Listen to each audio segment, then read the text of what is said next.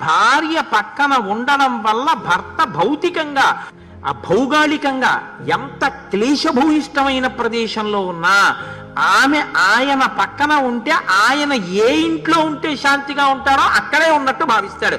అందుకే గృహిణి గృహముచ్యతే. గృహము అంటే రాళ్ళు బెడ్డలు సిమెంటు ఇల్లు ఫ్యాన్లు కావు. ఇల్లు అంటే అర్థం ఏంటంటే భార్యయే ఇల్లు. గృహిణి గృహముచ్యతే. గృహిణియే గృహమని పిలువబడుతుంది. ఆవిడ ఉంటే ఇల్లు, ఆవిడ లేకపోతే అది ఇల్లు కాదు, తాత్కాలిక నివేశన స్థలము. నువ్వు కొంతకాలం ఉండడానికి వచ్చావు, అది ఎప్పటికీ ఇల్లు కాదు. ఆవిడ నీ పక్కన ఉన్నంతసేపే ఇల్లు. తను కోట్లకి పడగలెత్తినవాడు కానివ్వండి, తన భార్య జారిపోయిందా ఇక తన ఇల్లులా ఉండదంతే. ఆ ఇంట్లోకి వెళ్ళినప్పుడు ఆ స్వాతంత్ర్యం పోతుంది. ఆవిడ ఉన్నన్నాళ్లే ఆ స్వాతంత్ర్యం. అది పురుషుడి జీవితంలో అత్యంత దౌర్భాగ్యం భార్య జారిపోవడం. అన్ని